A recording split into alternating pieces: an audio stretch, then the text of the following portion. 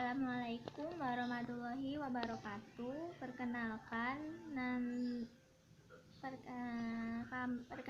kami dari kelompok 4 ingin mempresentasikan tentang peradaban Islam pada dinasti Umayyah.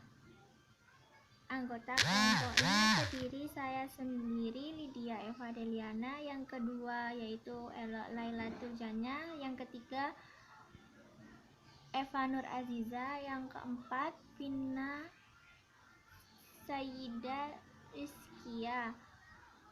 Yang pertama saya akan membacakan materi tentang sejarah berdirinya dinasti Umayyah. Pada masa pemerintahan Khalifah Ali bin Abi Thalib, terjadi pertempuran Ali dengan Muawiyah di Siffin. Perang ini diakhiri dengan tahkim, tapi ternyata tidak menyelesaikan masalah, bahkan menimbulkan adanya golongan tiga, yaitu Khawarij yang keluar dari barisan umat Islam menjadi barisan Ali. Umat Islam menjadi terpecah tiga golongan politik, yaitu Muawiyah, Syiah, Khawarij pada tahun 660 Masehi.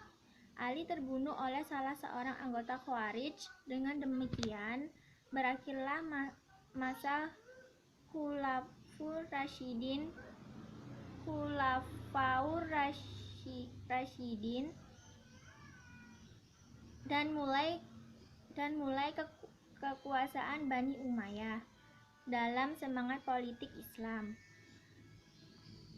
Yang kekuatan Bani Umayyah, pemerintah bersifat demokratis, berubah menjadi monarsidetis atau kerajaan turun-temurun. Hal ini dimulai ketika Muawiyah mewajibkan seluruh rakyatnya untuk menyatakan setia terhadap anaknya Yazid.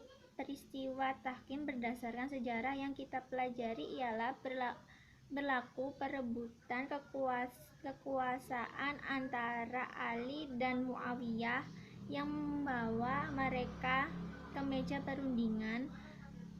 Perundingan antara mereka berdua telah diwakili oleh Abu Musa al-Asy'ari bagi pihak Ali dan Amir bin al-As.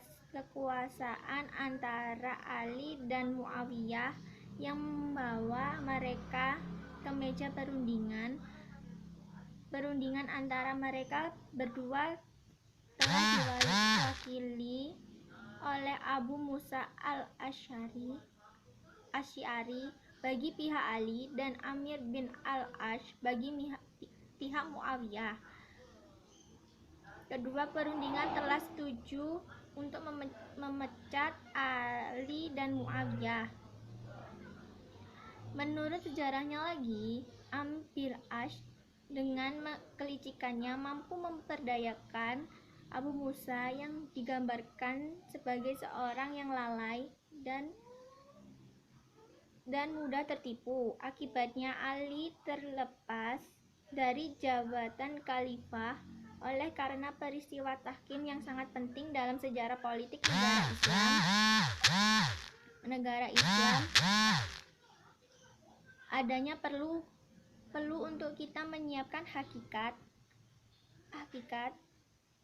sebenarnya pada babak-babaknya, di mana peristiwa yang telah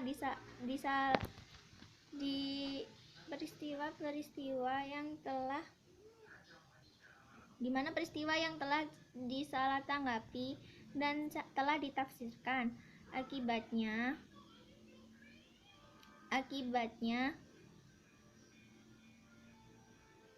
Akibatnya timbul kesan buruk, yaitu menjatuhkan kedudukan dan martabat para sahabat. Peristiwa tahkim yang tersebar itu telah menjadikan sebagian sahabat sebagai penipu dan orang yang mudah terpedaya, dan sebagian yang lain dituduh sebagai perakus kuasa. Dengan melekatkan riwayat tahkim di atas neraca kajian penilaian.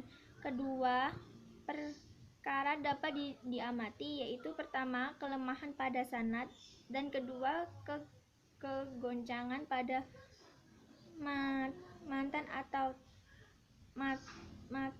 atau teks. Dari sudut sanad terdapat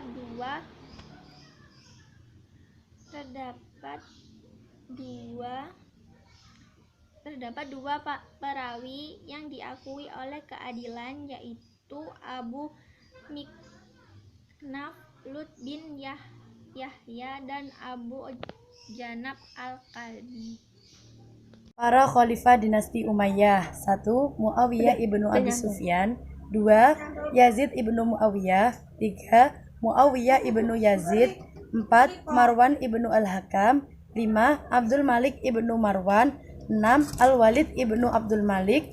7. Sulaiman ibnu Abdul Malik. 8. Umar ibnu Abdul Aziz. 9. Yazid ibnu Abdul Malik. 10. Hisham ibnu Abdul Malik. 11. Walid ibnu Yazid. 12. Yazid ibnu Walid. 13. Ibrahim ibnu Malik. 14. Marwan ibnu Muhammad. Assalamualaikum warahmatullahi wabarakatuh. Nama saya Ela Lailatul Jannah. Saya akan melanjutkan slide ke-6. Kemajuan yang dicapai dinasti Umayyah pada masa pemerintah dinasti Umayyah berlangsung selama 90 tahun dengan 14 orang khalifah. Berbagai kemajuan telah diperoleh pada masa dinasti ini. Dalam bidang administrasi, misalnya telah terbentuk berbagai lembaga administrasi pemerintah yang mendukung tampuk pimpinan dinasti Umayyah. Banyak terjadi kebijakan yang dilakukan pada masa ini, di antaranya pemisahan kekuasaan, yang kedua pembagian wilayah, yang ketiga bidang administrasi pemerintah, yang keempat organisasi keuangan, yang kelima organisasi keteraturan, yang keenam organisasi kehakiman, yang ketujuh sosial dan budaya, yang kedelapan bidang seni dan sastra, yang kesembilan bidang seni rupa, yang kesepuluh bidang arsitektur